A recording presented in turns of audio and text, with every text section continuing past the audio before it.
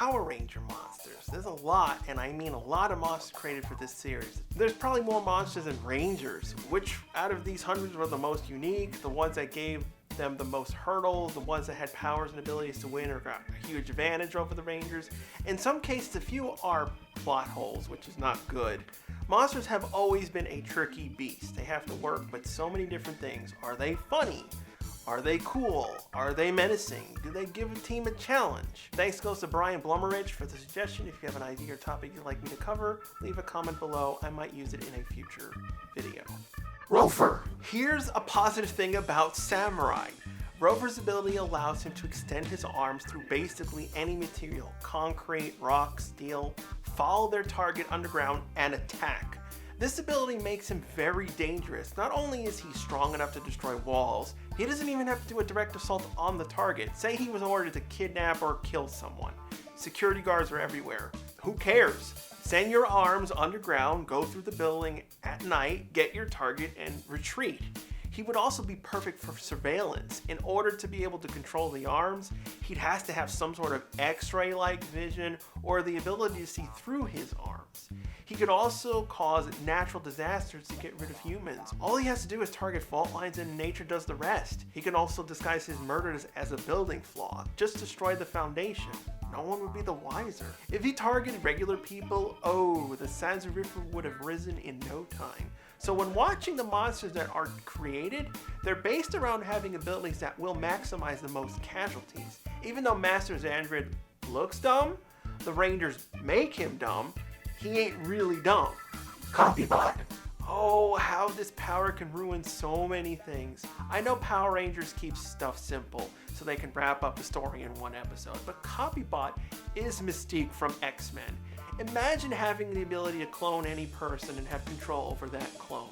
You could influence the world in subtle ways that the Rangers would have no idea was going on. Lothar could infiltrate military organizations to fuel his technology, answer how he makes his army, use the resources to spy on the Rangers, manipulate the world so that they can fall in love with Lothar without using magic, or even turn people against the Rangers. This is where Copybot comes in as a plot hole. They could have easily found the Ranger base and raided it. All they had to do was capture Cam. He has to leave Ninja Ops at some point. I know I'm delving deep into what these monsters could really do, but it shows you how more powerful a monster could be if they wanted to take advantage of all these things. And it's not like this stuff can't happen in the show. Superman and Batman have all dealt with these stories many times. Datum. What's an easy way to cripple Rangers? Getting rid of their Zords. The Rangers can do a lot of feats, fight a lot of things, but you get rid of those, they are virtually useless in that department. So when Camdor created Datum to infect the Battlefleet Megazord, not only that, infect Mac, exposing him as a robot, you just took out the Overdrive team, especially them. Lots of Ranger teams rely on tech to do their job. Overdrive particularly relies heavily on that. While other teams, take Lost Galaxy for example, they wouldn't be affected by our virus. Their powers come from the Quasar Sabers, magic-based. The Galactic Beasts are living creatures. You can brainwash them, but you can't control them with a virus. It showed also how cocky Hartford was. He's so reliant on tech, he goes as far as making his own son and doesn't consider these problems. Camdor really knew what to hit because it's not even tech. It was personal. If they didn't have Rose, they'd be screwed. It was a running theme through Overdrive. It was pretty easy for Thrax to cut off the Overdrive team from the grid. That tech is a pretty big weakness. Quakemaker. I think Earthquake monsters have been one of the most used abilities on PR. Quakemaker is a bit different from the others. To do a quake, they usually have to be in contact with the ground or object they want to destroy. Quakemaker shoots stakes into the ground and can remotely activate them to cause quakes. It's the best version of this. The only way to stop it is to kill the monster. He can do it within a fight, he can control an almost unlimited area, you couldn't pull out all the stakes in time, and they seem to work on basically anything. So it doesn't have to be just ground because it's working on Terra Venture. The ground can't be that big till it reaches the floor of the station itself. If I was a monster, having the ability to remote control powers would be the best option. Not to mention the stakes would be great as a weapon. He could throw it, impale it into whoever or whatever, shake them apart. Don't underestimate Quakemaker. Clockster. If it weren't for everyone being stupid, Divatox would have won right here. Clockster was the best handled monster that dealt with time travel. He functions more like a VHS tape than a DVR. He has to rewind time, so this prevents the obvious problem of going back and killing the Rangers as kids. He can't sustain it that long, but he still has the advantage of manipulating time, giving himself multiple chances, or undoing mistakes. I think everyone here would like this power. Either going forward faster or rewinding time to a point, allowing people he chooses to live out of time. Honestly, their plan was good. Just get the rocket to go off and stop the Rangers from winning. Divatox had this in her grasp. If it weren't for Clockster touching the stupid freeze machine, they would have won. Or at least the only person who was able to stop them would have a hard time doing it alone. The Magnetron. It's already devastating that he could convert matter into digital code, but he can also convert digital code into matter. The Magnetron has immense power in that regard. You could design almost anything in a computer and it would be brought to life. In a sense, he works almost like Digimon. Mesogog could have virtually an unlimited army at his disposal. Who needs DNA samples from dinosaurs? Create them in Maya and use this guy to make an army. You could clone endlessly, take over anyone's video game, take over computers. If you can manipulate video games, you can manipulate a computer. Imagine making a virus become a monster. There's so many things this guy could do for Mesogog, and Mesogog is Anton Mercer. It would have been in character for him to use this and expand his company. I know Mercer is an honorable man, but he's being controlled by Mesogog. I wish there was more use of his financial side towards Mesogog besides the obvious how he affords things.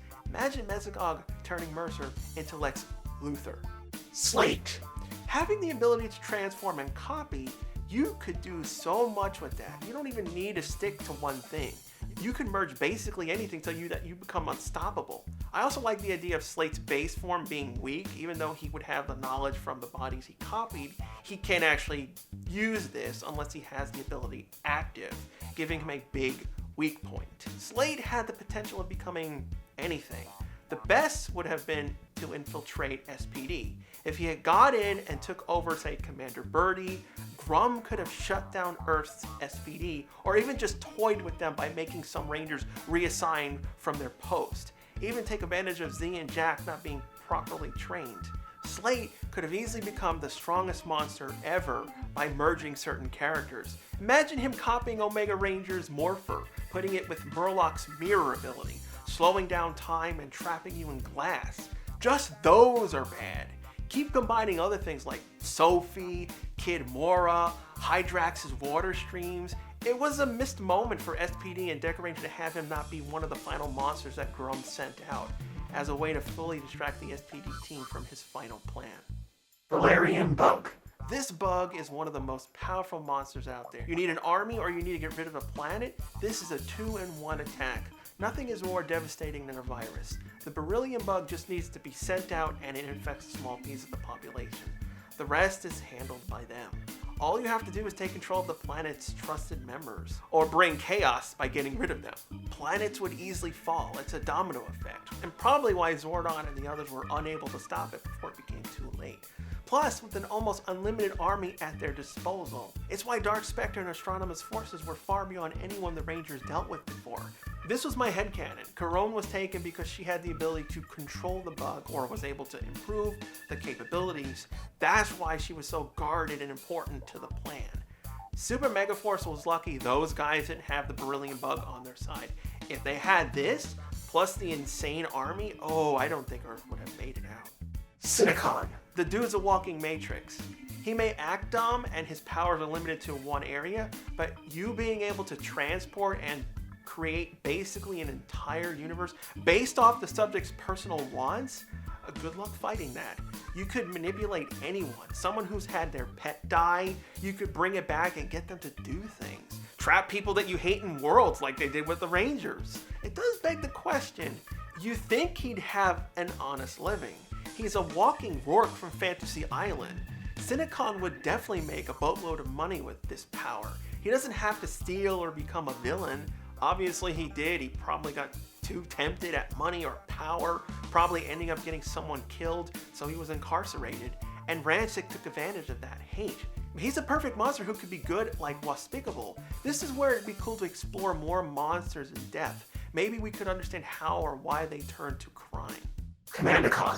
Yeah, Commandicon by far is the most powerful monster PR has ever created. Clockster came close, but his power is limited.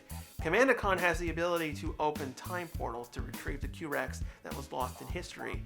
Not just because he took control of the Q-Rex, nearly killing the Rangers, and destroyed Silver Hills in the process, he unfortunately was a walking plot hole. His ability was so vague, there was nothing that showed any type of limitation on his time travel ability.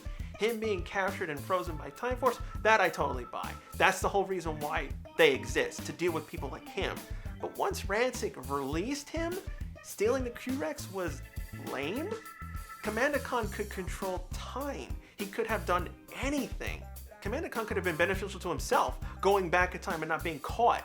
Rancic could have taken over the planet. He just goes further back in time or gets rid of the Rangers Terminator style.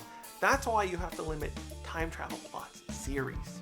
Other than that, Commandicon is extremely intelligent. He didn't fool around. He kept himself hidden as much as he could, retrieving the Q-Rex to present day, and he pulled it off.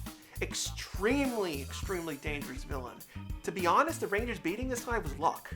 All these monsters PR has come up with, you could really expand on it in a more serious movie format while sticking to the source material. All these examples I came up with would be very interesting on the big screen. You don't have to come up with an original monster to do more impressive things. PR already has the potential. You have to look at all the monsters from a season, think about what their powers are, then bring them to a grander scale.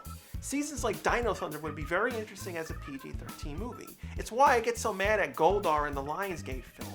The one character that's the rival to Jason, and you just make him a mindless object? You wasted the potential for Goldar moments and Jason moments. I hope future PR films use the series as a blueprint and expand on it. This list is incomplete. There's many more I could have put on here. What would be your choices?